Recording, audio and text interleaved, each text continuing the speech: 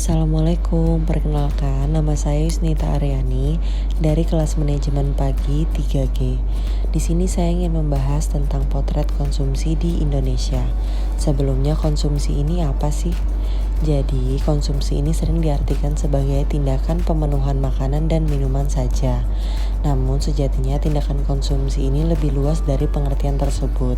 Konsumsi ini adalah barang atau jasa yang dibeli oleh rumah tangga konsumsi untuk memenuhi kebutuhannya. Faktor-faktor yang mempengaruhi konsumsi. Yang pertama itu ada pendapatan. Mengapa pendapatan menjadi salah satu faktor yang mempengaruhi konsumsi? Karena pada umumnya semakin tinggi pendapatan individu atau rumah tangga, maka pengeluaran konsumsinya juga akan mengalami kenaikan. Yang kedua adalah tingkat harga. Apabila harga barang atau jasa kebutuhan hidup meningkat, maka konsumen harus mengeluarkan tambahan uang untuk bisa mendapatkan barang atau jasa tersebut. Jadi, cara mengatasinya yaitu dengan mengurangi jumlah barang atau jasa yang dikonsumsi, karena kenaikan harga menyebabkan pendapatan masyarakat berkurang. Di saat pandemi corona atau COVID-19 memicu penurunan di sektor industri. Penurunan permintaan yang tajam berimbas pada rantai pasok di sektor industri. Beberapa negara membatasi ruang gerak masyarakat di area publik. Kunjungan restoran pun turun bahkan mendekati 0 pengunjung, yang berimbas pada lebih sedikit makanan yang dikonsumsi.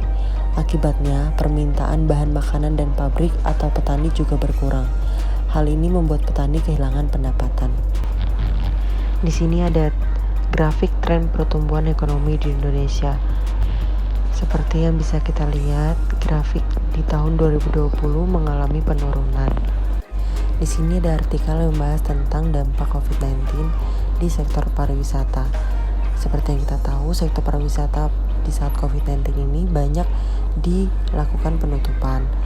Hingga April 2020 tercatat industri pariwisata diklaim menanggung kerugian setidaknya 1,5 US dollar atau setara dengan 21 triliun sejak Januari 2020.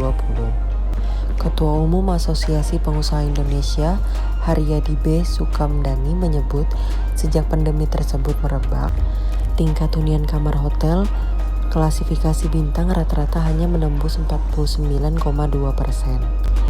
Iya, jadi sesuai dengan penjelasan sebelumnya, yaitu pendapatan itu mempengaruhi tingkat konsumsi masyarakat.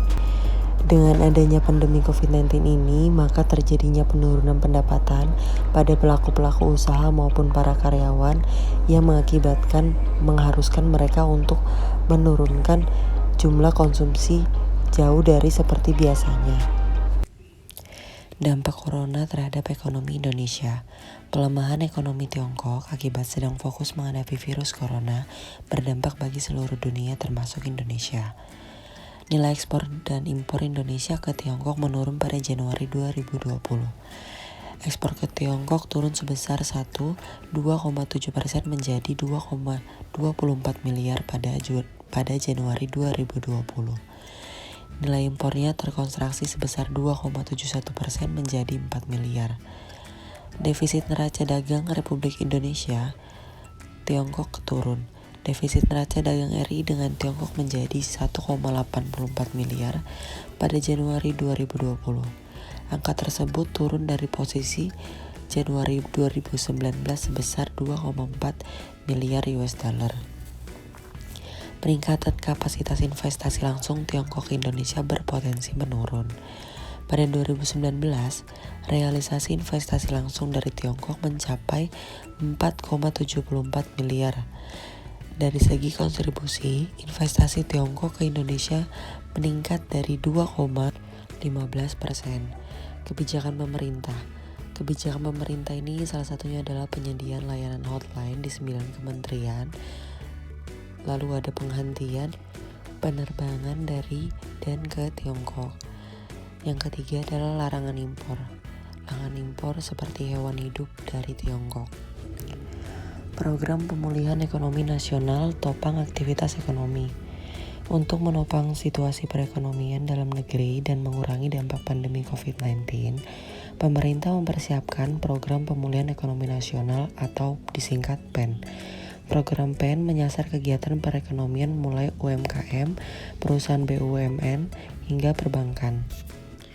Ya, tujuan dari program pemulihan ekonomi ini yaitu adalah menjaga konsumsi, percepatan dan penguatan subsidi dan bantuan sosial untuk kalangan miskin dan rentan.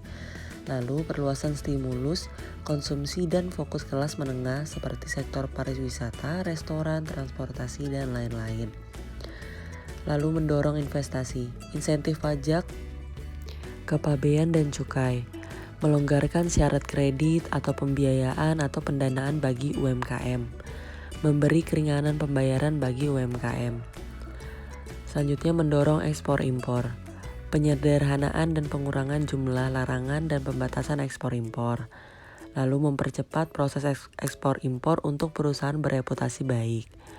Lalu meningkatkan dan percepatan layanan ekspor impor dan pengawasan melalui nasional logistik ekosistem. Dukungan kepada dunia usaha. Yang pertama ada BUMN, yaitu penyertaan modal negara atau PMN. Yang kedua pembayaran kompensasi. Yang ketiga talangan investasi modal kerja.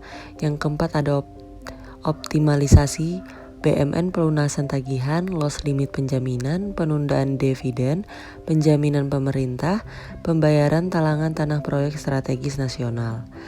Terus selanjutnya adalah korporasi, 34,95 triliun insentif pajak, bebas PPh pada pasal 22 impor, pengurangan PPh 25 30%, pengembalian pendahuluan PPN. Sejumlah 35 triliun rupiah penempatan dana pemerintah di perbankan untuk membantu restrukturasi debitur UMKM. Joko Widodo berkata, tantangan terbesar kita saat ini adalah bagaimana menyiapkan program pemulihan ekonomi yang tepat, dieksekusi dengan cepat, dengan kecepatan, agar laju pertumbuhan ekonomi negara kita tidak terkoreksi lebih dalam lagi. Sekian presentasi saya tentang potret perekonomian di Indonesia. Kurang lebihnya saya mohon maaf. Wassalamualaikum warahmatullahi wabarakatuh.